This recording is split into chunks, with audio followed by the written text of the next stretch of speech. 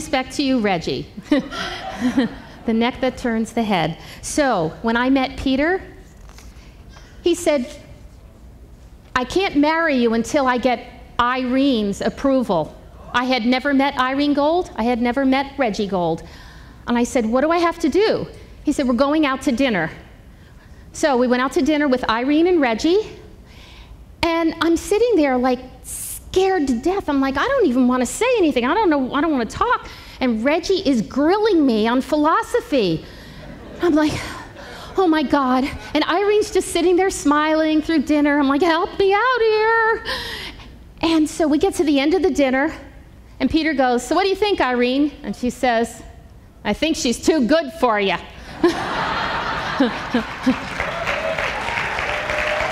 Thank you, Irene.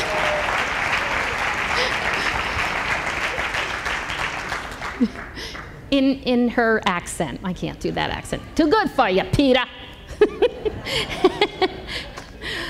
Oh, so tonight we are going to honor Irene at 9 o'clock, and I hope you will all be there. The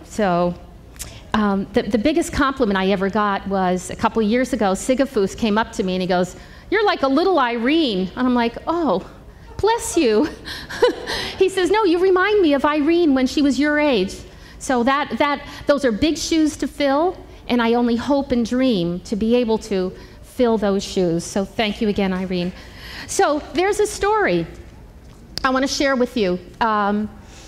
It's a story about Richard Alpert and Timothy Leary. You guys know who they are? Some of you young kids know who they are? Okay, back in the 70s, Richard Alpert and Timothy Leary were at Harvard University psychology department, and they were experimenting with LSD and other hallucinogens. And they wanted to see, how high they could get and what experiences they could have. And we were at a talk about 20 years ago.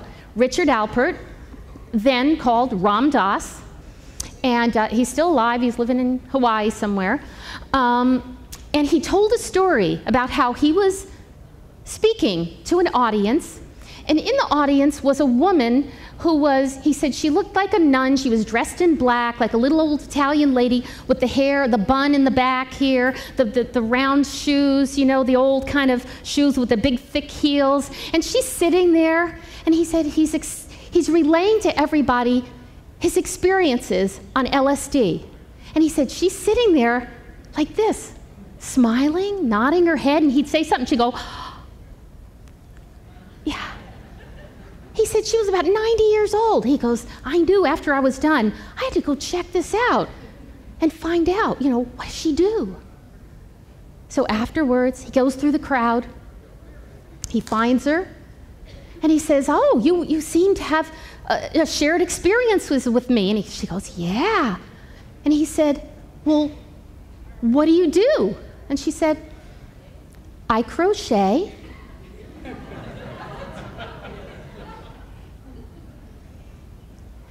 You can get to the same place by doing something different.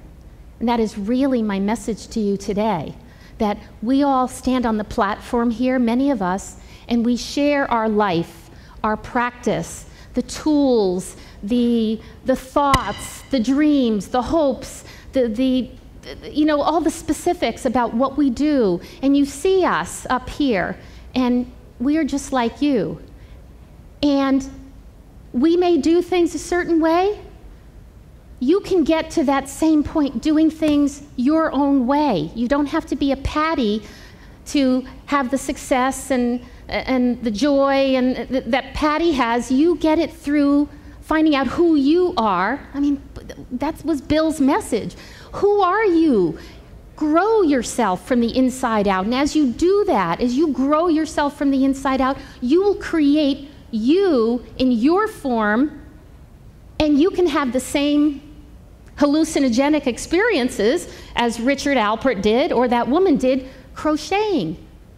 A few people the other day said, how many people meditate? And they were raising their hands, and I thought about it and I said, I meditate.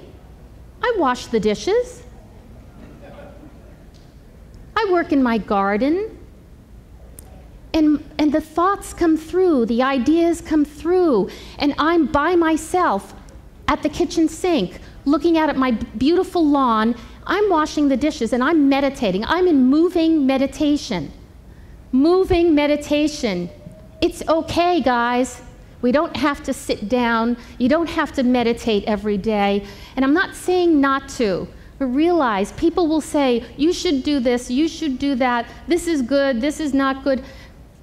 You need to take it all in, filter it, and figure out, well, is that me and does that fit for me? And do I have to use that same model? You know, do I have to do that to be successful? And I've always been a nonconformist, so I always find my own way. Do the same. Find your way. Find your way to get to where you want to be. I don't wake up every morning and do affirmations. I am confessing. I haven't been to the confessional in many, many years, but bless me, Father, I am sharing my confessional with you that I'm just Patty. I'm just Patty, and have created with Peter an amazing practice, an amazing life, amazing kids, and it's not without hardship at times. It's not without pain and some suffering at times, yet I just keep going and keep moving, and just the philosophy of chiropractic, knowing that I have all the answers on the inside, and that I can be still when I'm washing the dishes, when I'm in my garden, when I'm sleeping. I like to sleep.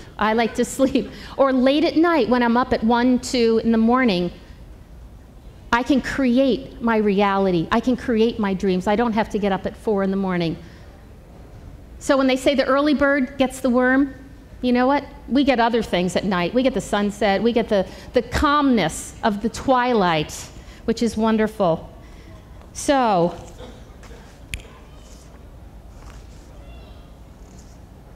what else?